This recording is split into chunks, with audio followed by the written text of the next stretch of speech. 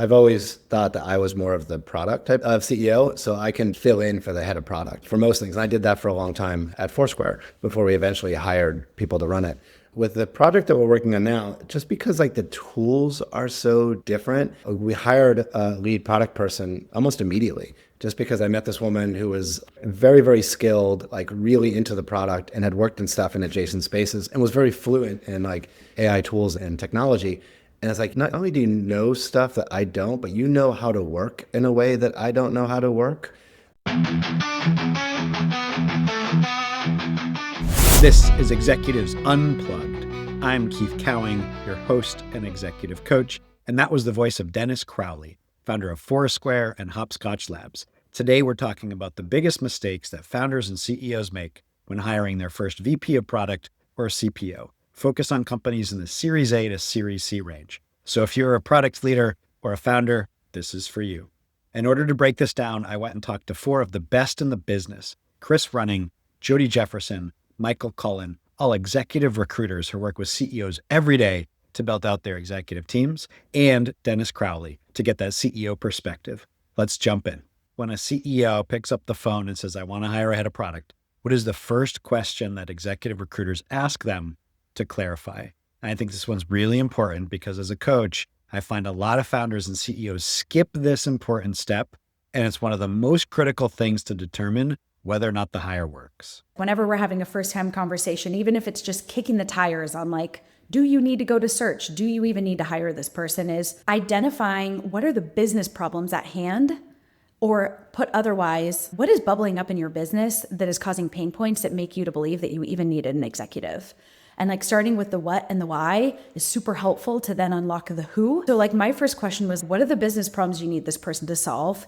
And where do people that have solved these problems tend to live? Often I think like if you miss that first step, then what you end up doing is chasing names and chasing shiny objects. And that either leads to the search going unfilled, or worst case scenario actually is getting someone in the door and they take the job, but then they actually don't have the skills to solve the problem that you needed them to solve in the beginning. The first thing is, why do you need this person? What's happening with your business? And then a formulated hypothesis on who would be the right person to even solve that problem. When I think about the CEOs that I've worked with, they're obviously hiring a person, but really what they're trying to do is get some sort of relief from like a constraint that they have, or they want someone to unlock growth for the company. And the goal of the search process is to really remove surprises once someone is on board. And so the questions that I ask are all obviously in service of that. With the CEOs, I would say the number one question is, why are we hiring for this role now? Like, what problem are we solving? So really focusing on the why before what they will do or who to recruit. That's like a real critical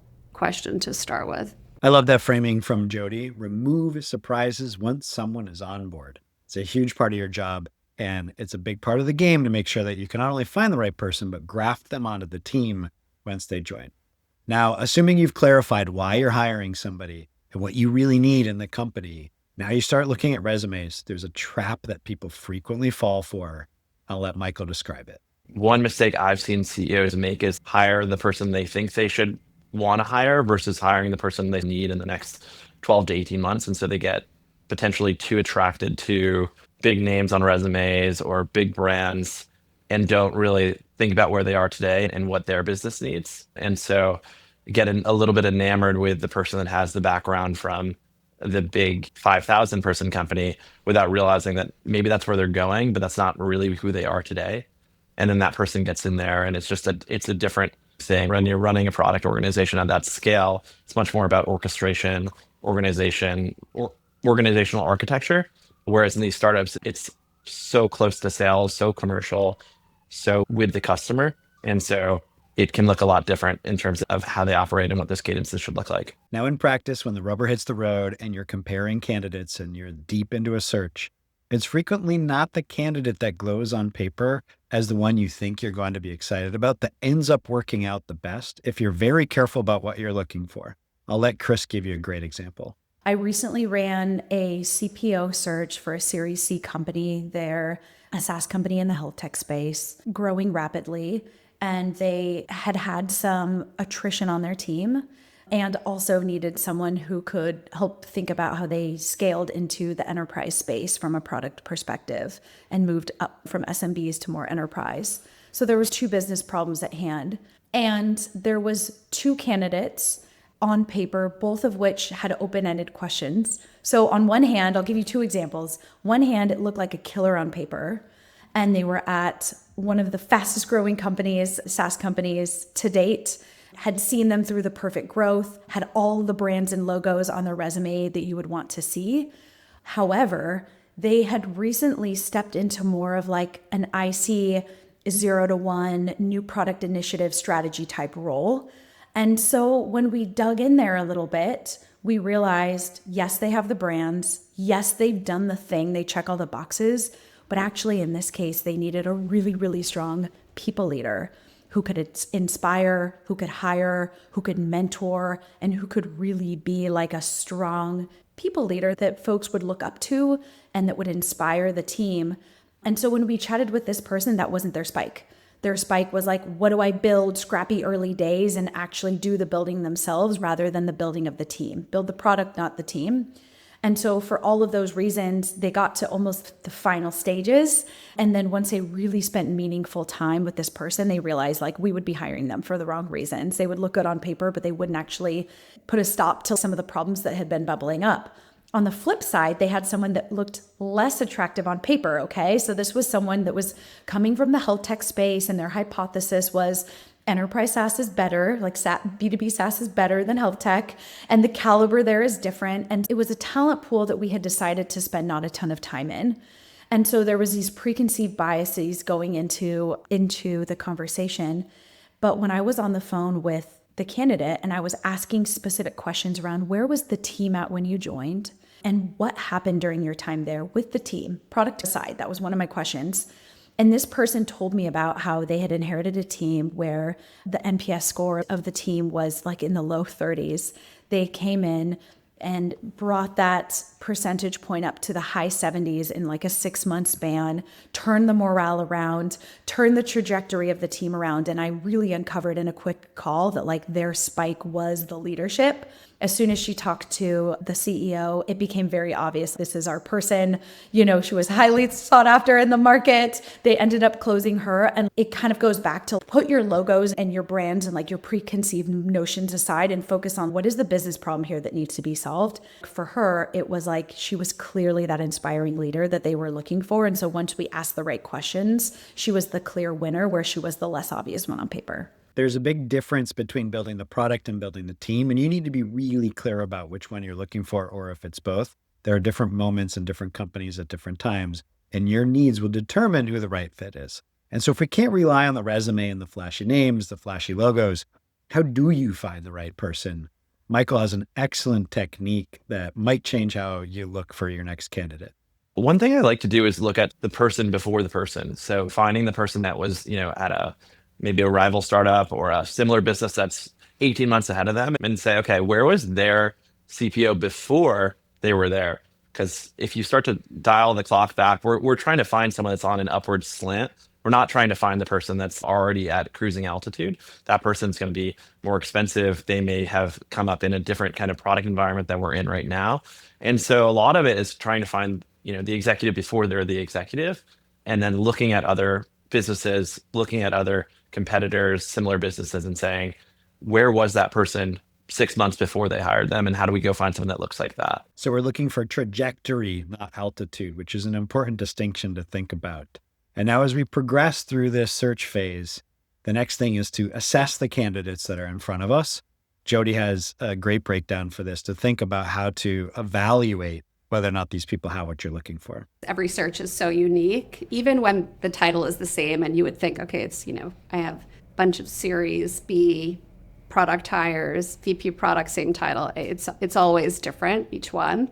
And so I really try to evaluate what transferable product experience they have, but also their judgment and how I think they'll mesh well with the team, not just titles. And so I think for Series A through C, specifically that stage, I do think about a couple of things. I break this down in a few areas. So I want to understand whether their instincts as a product leader were shaped, how they were shaped inside the environments they're coming from, and were there comparable customers and workflows and constraints. And the constraint thing is big in this stage. So the key question is like, has this person built products in similar product constraints? How relevant is that experience? So a few areas that I'll break that down is the stage. The speed is a critical advantage at Series A through C. It's what might make or break the company. And so the questions and the things that I really focus on are like, have they made trade-offs? How have they made trade-offs to, ship quickly? And, how comfortable are they operating in ambiguity? And how have they placed bets under uncertainty or under time pressure? So I think that's really, really critical. And then also 0 to 1 versus the scalers, so are these greenfield builders great at pre-product market fit and rapid experimentation, or are these the people that are coming from maybe a little bit more mature organizations where they know how to place the bets and they know how to move fast, but they're also introducing structure in a really thoughtful way without slowing things down? Now, after you found somebody with the right skills and the right judgment, we also have to assess culture fit. How do you assess culture fit? Michael does something many recruiters don't, and he thinks it's non-negotiable. I think one of the most important things you can do as an executive search professional is to walk the floor of the client and just go into the office, just get a feel for the place, understand, do they eat lunch together? Do they eat lunch at their desk? Are they smiling all the time and really laughing? Is it more of a kind of computer-driven, Slack-driven culture? Like what does this company feel like? And then how do you kind of transpose this person in there? Because I think if you're operating in this like Zoom from behind a screen and not really understanding the true kind of human elements of the company, that's where you can really get things wrong from a executive search perspective. Because you see the great profile, they've got the great experience, but you can get a situation where it's oil and water if the sort of vibes are off. Picture's worth 1,000 words, like a walkthrough is worth 1,000,000 words. It's just, there's so many little observations you can be making just in terms of how other people are interacting, how the business culture comes to life in the office. And it's not to say that one is better than the other. It's not to say that the more introverted, Slack-driven culture is worse than the more rowdy, smiley, kind of sales-driven culture. They're just different, and they both can be successful. But certain people are going to do better in one versus the other. And so if you don't have that feel and you don't think about who is this person, what is this candidate like, how do they communicate, what types of environments have they done well in, then you're missing a huge part of the equation. And before the next part, I want to flag this one particular quote from Michael, because he has a question where a lot of people reflexively give the same answer, and he hears it frequently, and it's probably common, and he thinks it's a complete red flag. So pay attention to this one. A question that I often ask, and this is maybe this way to future candidates, is like asking people about management and asking people about how they manage and seeing if they too quickly go to like, I'm not a micromanager, I don't get into the details, I like to give people a lot of slack, I like to give people a lot of room. For whatever reason, that seems to be like the du jour answer. And I generally find that that's a terrible answer to that question. I think great management is in the details, is as close to the cutting room floor as they need to be, especially in sort of the current environment where so much of this sort of senior to IC work is getting collapsed with AI tools and just trimmer organizational structures. And so I actually look for folks that want to be more in the details, that aren't embarrassed to say that they really care about sort of these small things and making sure that they go right. Because I think it's sort of like the way you do the way you do anything is the way you do everything. And so if you're not in those details, you're not paying attention, I think that's going to bubble up to much bigger problems within an org. That's why the head of product job is so hard and so important. You have to do the strategy and the details at the same time. It's not either or. Build the product, build the team, and everything in between. Now, let's address the elephant in the room, which is AI. How do you look for people that understand AI, know how to use AI, know how to apply it in an organizational context? I thought Jodi had a very balanced and nice answer to think about. The best product leaders today aren't just adding AI features or tools. They're really believing that AI fundamentally changes how work is getting done, and they recognize that this is a huge organizational unlock. So they might not have already like deployed it in production and have products in the market that they can report back on the ROI. If they do, great. But if not, it's just that understanding how work gets done and how teams could be more efficient and have actually implemented that. Speed and leverage is an advantage. So with AI, you have a huge unlock for this, right? And so I'm trying to, connect their experience with to meet the company where they are. Again, like some people are way ahead of the game, some companies are not. So I try to value the leaders and get the stories of how they're connecting AI directly to business performance, how they're connecting it directly to product and customer experience, to unit economics. Have they deployed it into production, and what are the measurable outcomes that they've seen? Again, some people have that, some people don't. This is changing rapidly. And then just if they are coming out of environments that are AI native, which is a term that we hear a lot, is AI central to the product's value, the value proposition? Like that's for me, at its core, what I'm trying to uncover. And then just how they've evolved workflows using AI. There's this underlying tone about how AI is not just changing our products, but our organizations and how we work and everything about how we approach business. Dennis Crowley had a really interesting and honest perspective on what it means to behave differently as a product team. And as somebody who's been a product leader and a product-driven CEO his whole career, he still hired somebody to do this role earlier than ever before because he thought it was so important to have somebody that's AI native.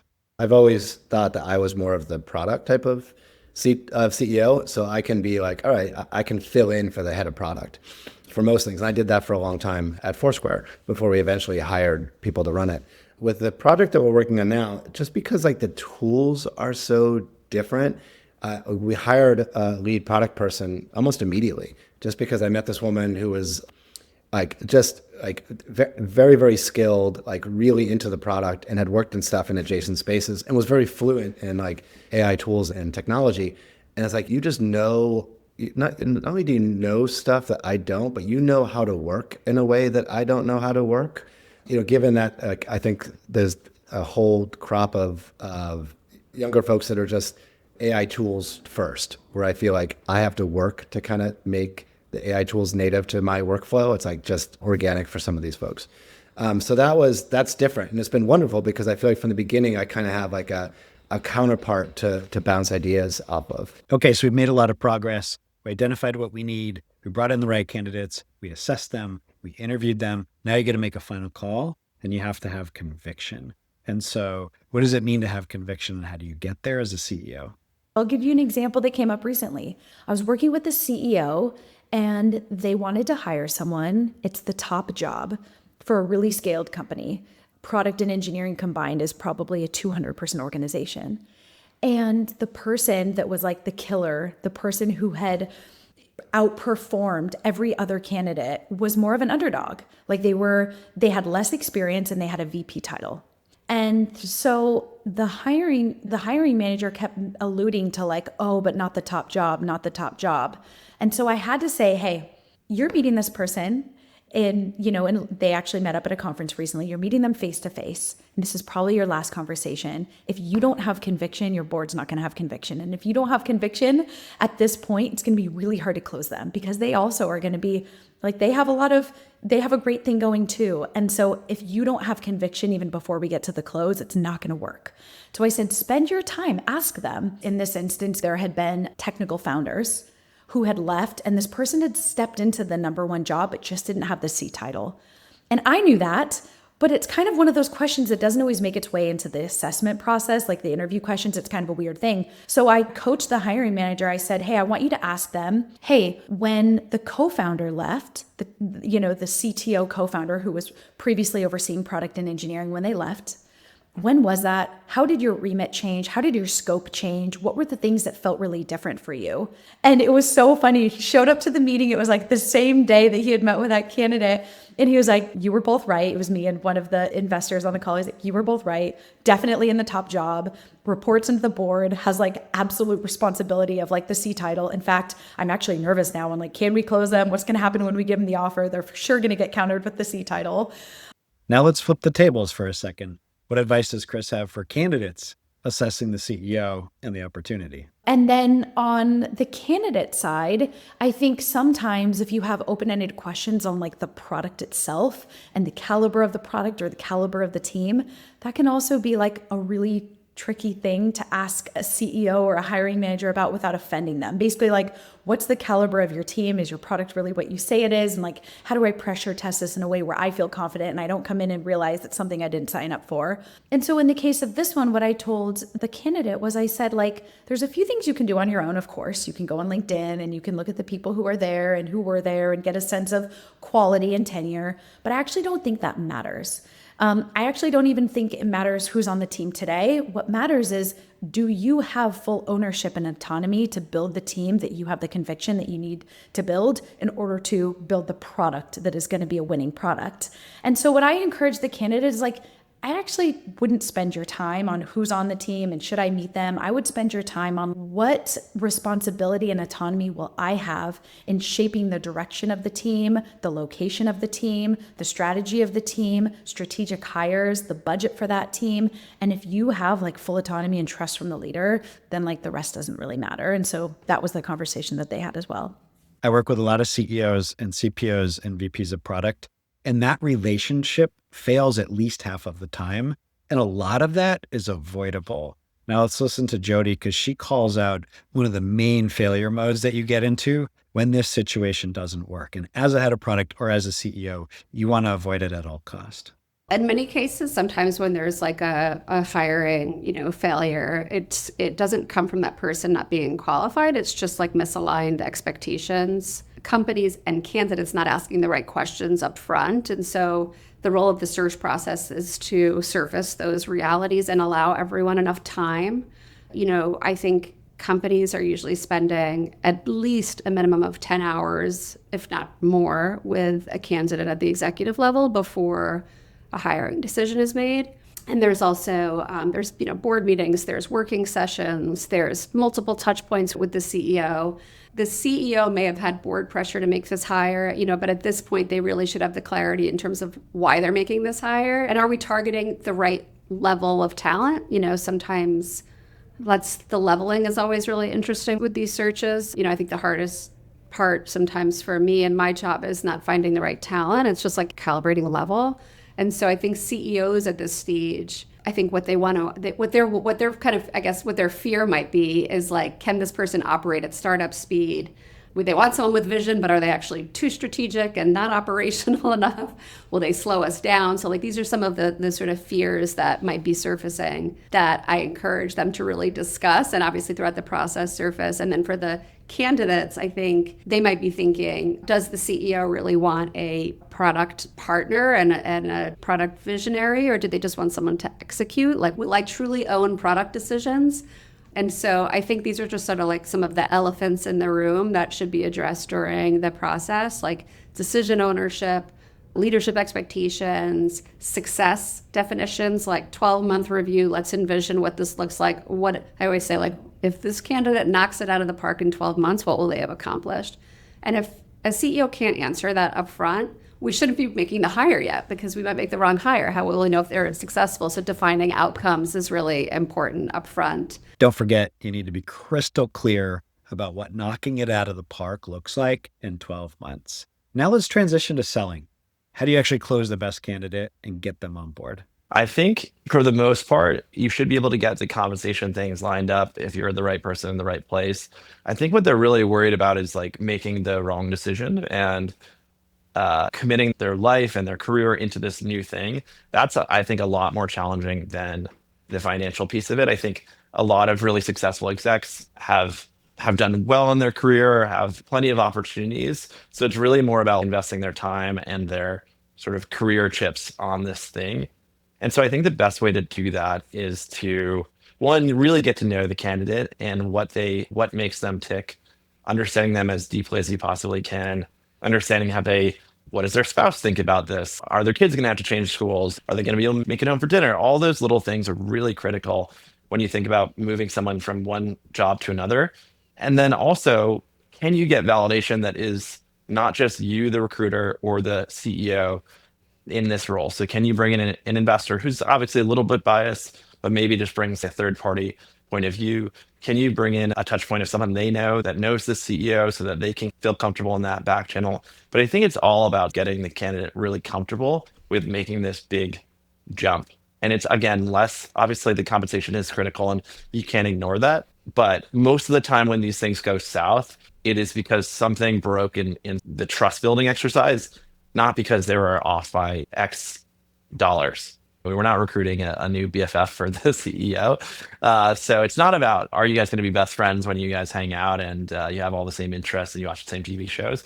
But if you can get them into that sort of human to human realm and sort of break out of this negotiation, I think that's really powerful in getting candidates across the finish line. Now, Chris closes us out on something all CEOs need to hear about what's happening in the market right now. Especially on closing, by the way. And I think that we're in this moment of time where the market is transitioning from an employer's market where, call it the last 2 years, there wasn't as many opportunities at the C-level, there wasn't as much money flowing, to an employee's market where the best candidates are spoiled for choice again. And I think that founders and CEOs need to be like ready to compete for the best. And so I see this awkward thing happening where the hiring managers have kind of been spoiled over the last 2 years. Now candidates are spoiled for choice. And so there's this interesting shift that we have to make from, hey, like you really do have to have conviction in why your job and your company is the best and it's prepared to win. And like, you're going to miss all the swings you don't take. So like, let's get ready to really compete for this top talent. And I don't think that hiring managers have had to compete at the level that we were back in, I don't know, 5-10 years ago. What an amazing episode full with great information from our guests. Let me leave you with my 5 key takeaways. Number 1, start with why. Be super clear about what knocking it out of the park in 12 months looks like. Number 2, avoid the logo trap. People might have the flashy logos and the perfect resume. It does not mean that they have what it takes to lead at a Series A to Series C startup. Number 3, evaluate exactly what you need for the next 12 to 18 months and be crystal clear about that. Number 4, check for the human stuff, the culture fit, walk the floor, see if they're going to gel with the team. And number 5, close with conviction. You have to have conviction because if you don't, they will feel it. Go compete like you mean it. And a huge thanks to Chris Running, Jodi Jefferson, Michael Cullen, and Dennis Crowley for being wildly generous with their time and their insights. If you're a head of product or a CEO, you can find me at kc.coach, and you can find our wonderful recruiters at the links in the show notes. This has been another episode of Executives Unplugged. I'm Keith Cowing. Until next time, enjoy the ride.